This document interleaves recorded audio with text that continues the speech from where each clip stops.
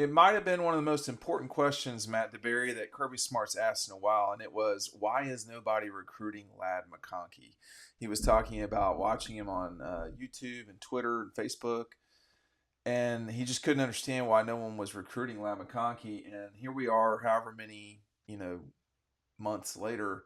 Lad McConkey is as consequential to uh, Kirby Smart's run at Georgia as maybe anybody that's not Brock Bowers or Kelee Ringo or Stetson Bennett. I mean, Lad McConkey matters a lot. Yeah, he's a damn good dog, right? As a lot of people would say. Just your prototypical North Georgia athlete that got overlooked. But I bet if people go back and watch his highlights, from high school, junior and senior year at North Murray, I bet a lot of people would be like, man, how did this guy sneak through like that? I say he sneaks through, but he got an offer from the University of Georgia late in the process. But Kirby went to watch them play basketball. I don't know if you hear all the dogs in the background. We're going to keep rolling. We're going to keep rolling like Lad McConkey does into the end zone, Dean, as he's so shifty and slippery. There's not a lot of guys like him. His ability to create separation. He's a tremendous route runner.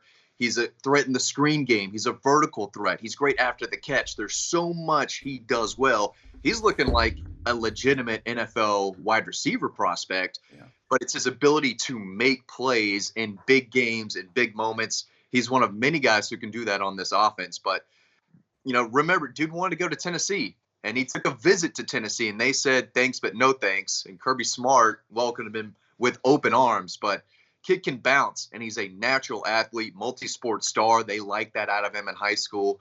3-star, but he's had a big-time career in Athens, and it might get a whole lot better.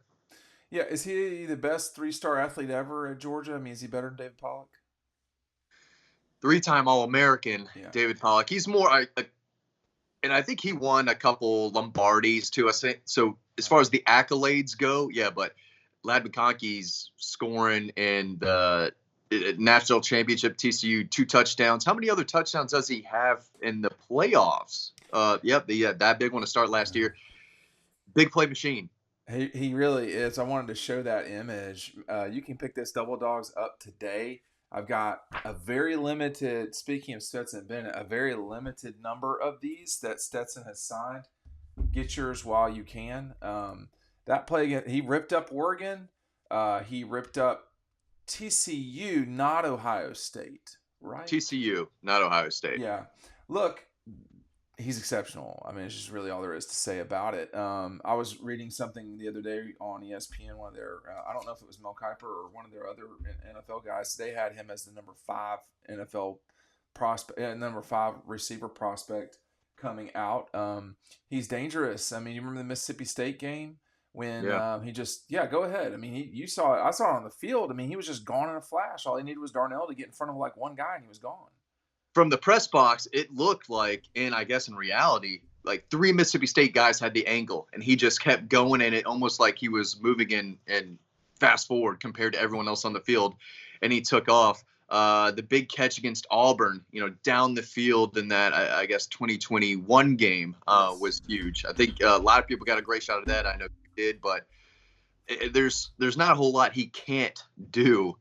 He's so reliable and dependable, a great third down option. He's great in the red zone.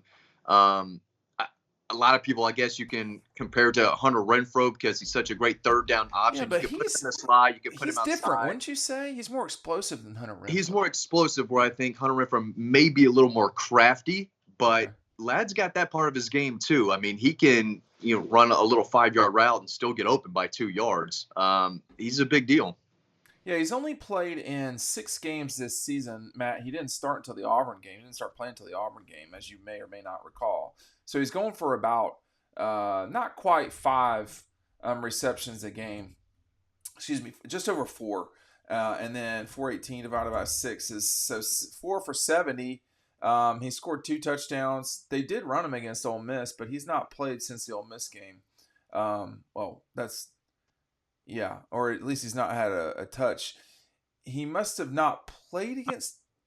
I feel like he was out there for maybe a play or 2. That's right. He got hurt against Tennessee. He hasn't been 100% healthy all year, and he's still that is when he's fighting to get on the field. Yeah, that is concerning. As it, we start talking about the NFL. This started about a year ago, with Lad, but yeah, he ripped up TCU. He was banged up for the LSU game, Matt. But he still went 5 for 69 with a touchdown, an important 2-point conversion, as I recall, or a 2-point conversion, whatever it was. Against Ohio State, he had 2 receptions for -yard. And then against TCU, he had just over 100 total yards of either rushing or receiving on 6 touches.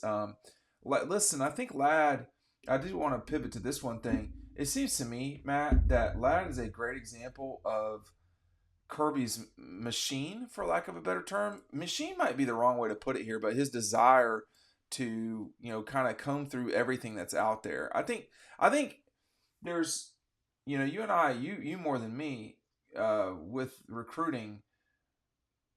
It's not always the obvious players that become the world beaters. Lad McConkey is a good example of that. He's not the only one. I mean, Oh, I can go off here, Dean. Go ahead. If you want me to.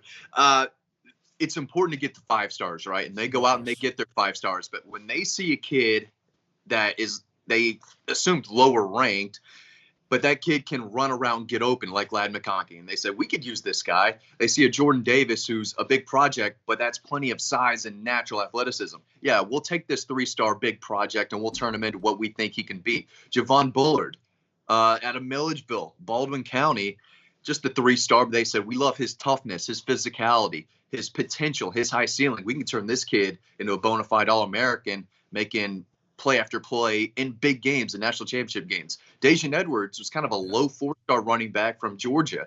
At Georgia, you can go across the country, but they said, you know what? We like this shifty, low to mid 4-star running back down in Colquitt County, and he's played a lot better than I think people would have thought out of high school. So Dylan even Bell, though they are, yeah, Devontae Wyatt. They're really, you can go on and on and on. It just shows that this staff is one of the best in the country, not only on the field, but on the recruiting trail as well. Cedric, I mean, did you think he would be a 4-year starter? At the time, I did not think he would be arguably the greatest center in Georgia football history. But I knew he was really, really good, and he moved well, and he always had a strong lower body. But his high school film from down New Orleans, I mean, it's pancake after pancake after pancake, and you knew he had the promise to be very, very good. So you have Peter Anderson from the mid '80s, for sure. Ben Jones and David Andrews. Georgia's had some really good centers. I don't know if we can really make the argument that somebody's been more productive than Cedric. He's the number 1 center on the board right now for the NFL. I don't know if he's going to go in the first round. I mean, I don't know, but he's not there in the 3rd round. If you're the starting center for 2 national championships, and they get a 3rd, he'd have to be. He'd be an all-time offensive lineman, much less center.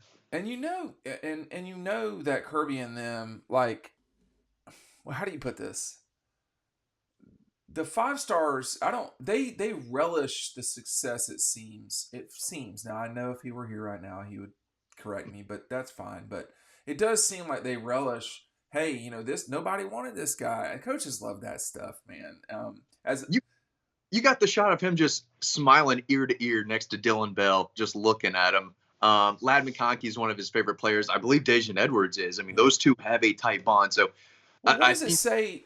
What does it say about a player when you're non-scholarship, and you're eventually making play? Well, non-scholarship is the wrong way to put it. When you are not at the highest end of the recruiting board, that you've made it to Georgia, and that it can't be surprising that guys that seem to get to Georgia through work, not necessarily physicality, would continue to work and then prosper in this situation. I'm thinking very specifically of Dylan Bell and Lad McConkey, though, in this scenario. Yeah, a lot of them come with a chip on their shoulder. Which is one way, but a lot of these guys like to work. They like to compete. They want to get better, and you can't with Georgia unless you don't have that drive and that motivation.